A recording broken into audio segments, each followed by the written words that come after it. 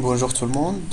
Dans cette vidéo, nous allons vous montrer donc les étapes à suivre pour élaborer une carte, euh, la projection d'un certain phénomène météorologique ou bien hydrologique sur une carte en utilisant le logiciel ArcGIS. Donc ici, nous allons travailler sur l'exemple de la présentation de l'ETP, l'évapotranspiration potentielle, la projection de ce phénomène sur une carte, une certaine zone. Donc, on a ici des files de différentes agences de bassin versant du Maroc. Nous allons travailler par exemple sur Bourgrek. Nous allons ouvrir le projet.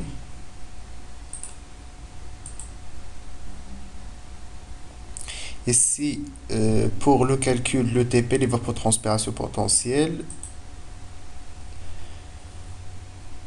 nous avons donc utilisé la méthode de Turc. La méthode de Turc qui se base sur deux paramètres principaux, la température et la précipitation annuelle.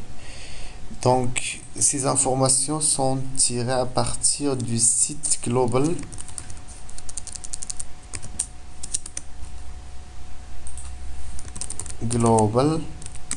Weather Data.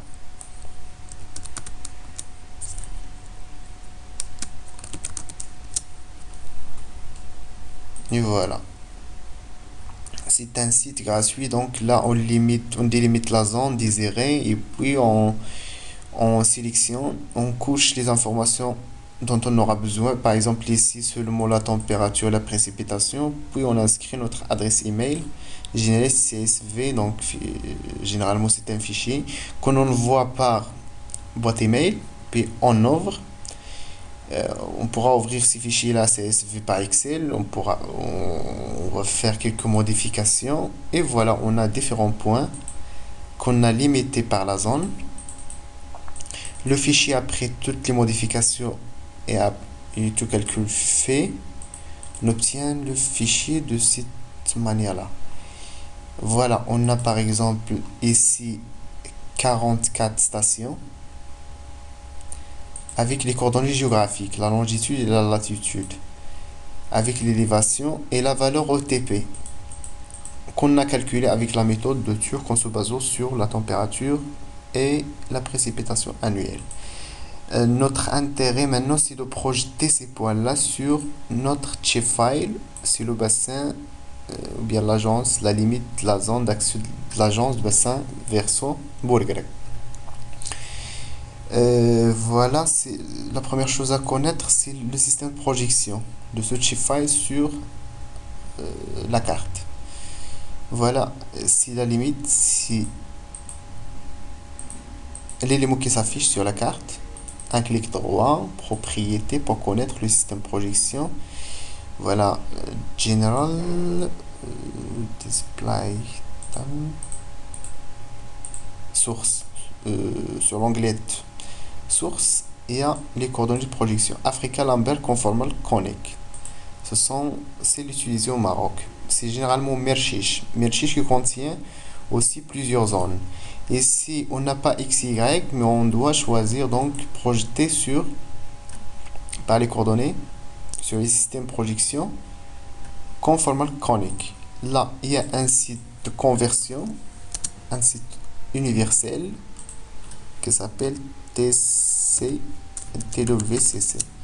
FR. Voilà, The World Coordinate Converter.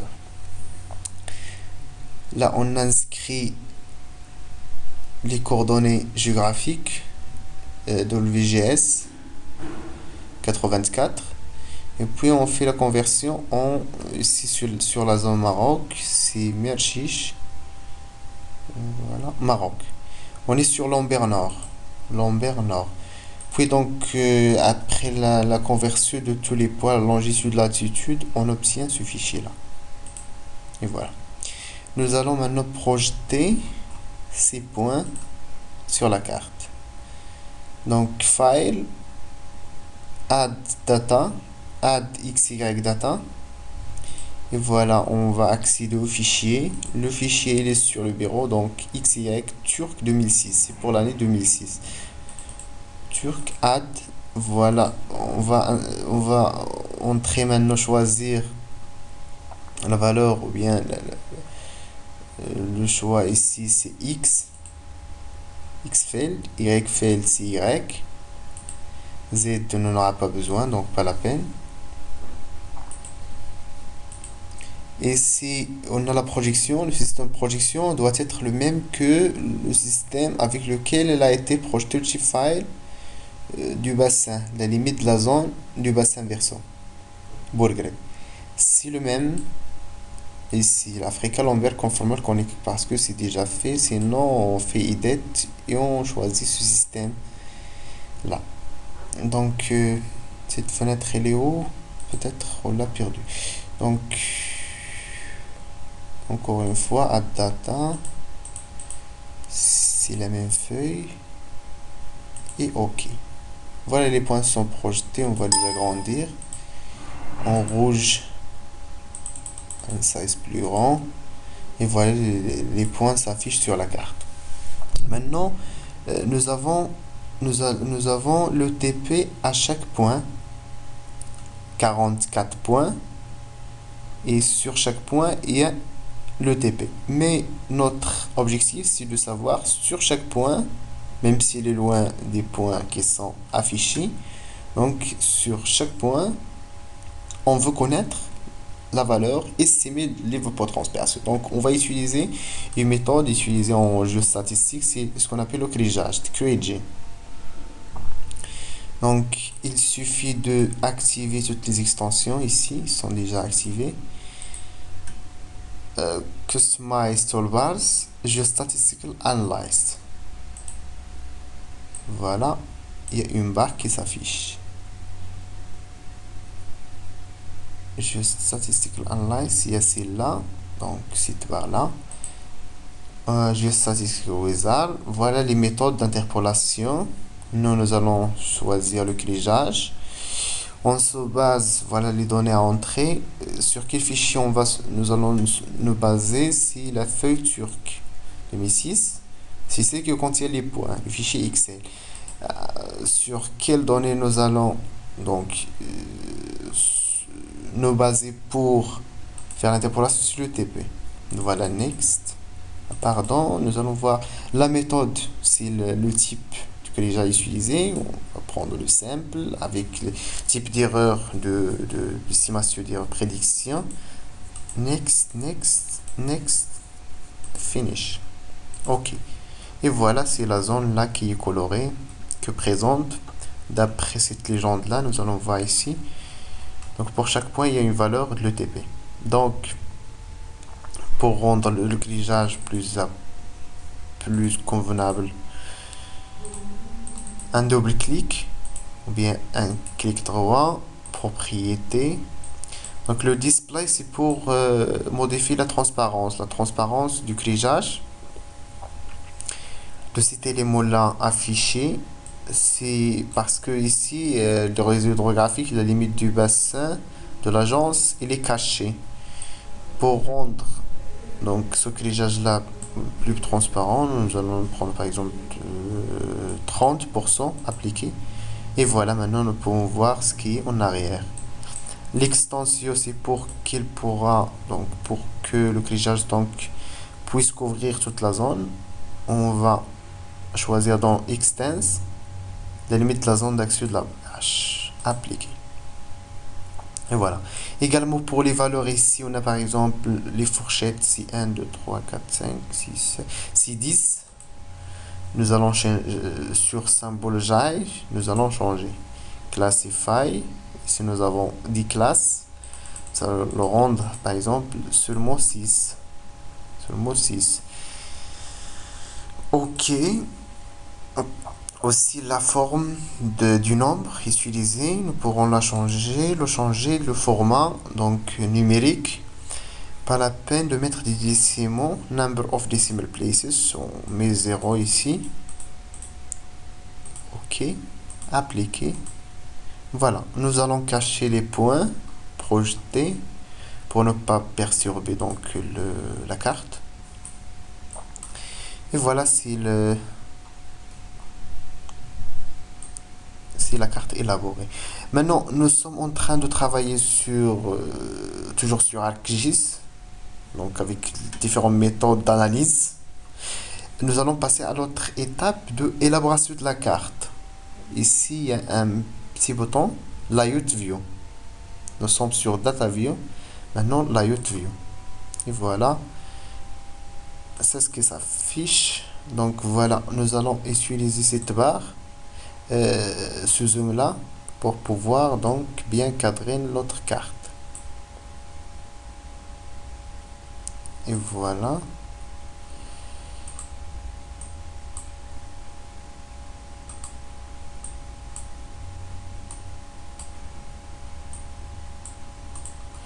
Donc on va insérer la direction. Ici c'est pas bien cadré normalement.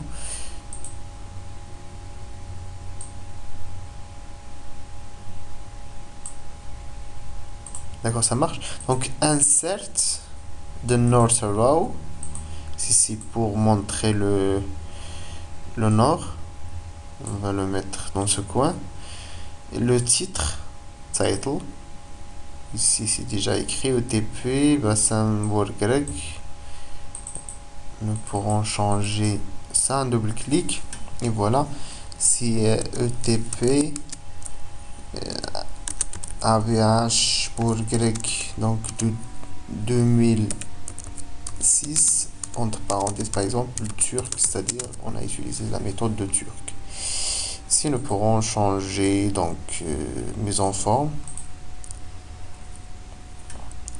Qu'est-ce qui reste maintenant? Quelque chose de très important, c'est la légende. La légende, donc toujours insert, legend. Elle est là. Les choses, ou bien les éléments que nous voulons montrer sur la légende doivent être là. Les autres, donc, à éliminer. On va faire sortir les barrages, les points noirs, les postes. On laisse le grillage, réseau hydrographique, la limite de la zone. Ok, ça marche. Suivant, suivant, suivant. Donc la légende, c'est écrit en anglais normalement, on le change en français, c'est mieux. Une couleur différente, format plus grand. Suivant, ça marche, voilà. Ici pour donc éviter, pour ne pas alourdir donc cette écriture là, nous allons aller vers grillage. Ici on supprime par exemple ça. Lorsqu'on change sur cette zone là, donc automatiquement la légende change aussi sur la carte. Ici on va supprimer ça, besoin de ça. Field contour par exemple, on écrit le TP. Le TP annuel par exemple en millimètres, entre parenthèses. Ici le grillage, on va dire ETP OTP annuel. On pourra même supprimer ça. Pas la peine d'écrire ça. Voilà, c'est notre légende. La carte, elle est là. Prête. Sauf, elle reste un point très intéressant, si pour pouvoir situer chaque point sur la réalité, et pouvoir le projeter sur la carte, pour estimer l'évapotranspiration de ce point-là, de la réalité, il faudra qu'il ait donc une référence coordonnée pour savoir à chaque point donc la réalité où peut-on le situer sur la carte élaborée. Voilà, nous allons un clic droit, propriété, ce qu'on appelle grid, c'est pour mettre les coordonnées. New grid. Suivant, là c'est donc format de cette grille, que ce soit des lignes, soit des carreaux à l'intérieur de la carte. Nous allons nous prendre des lignes. Suivant, ici c'est l'intervalle qui sépare entre chaque ligne et chaque colonne. c'est-à-dire parallèle et méridien. Par exemple, on va prendre une valeur logique, 30 minutes, même chose pour les méridiens, 30 minutes qui va séparer entre chaque deux méridiens, suivant, suivant, et finish, ok. Et voilà, notre carte maintenant, elle est bien cadrée, il est grillé, et chaque méridien parallèle contient sa valeur. Maintenant, nous sommes à la dernière étape de l'impression. Donc, à cette étape d'impression, ArcGIS souvent se bloque parfois. Donc, de préférence, il faudra sauvegarder son travail pour pas le perdre. Donc, Page and Print Setup. Et si on n'a pas une impression, donc on va l'envoyer à XPS, enregistrer, sous format A4 toujours. OK. Print. Et si on a une seule page, donc Tiles, one to one. OK. Voilà, sur bureau par exemple, on l'appelle ETP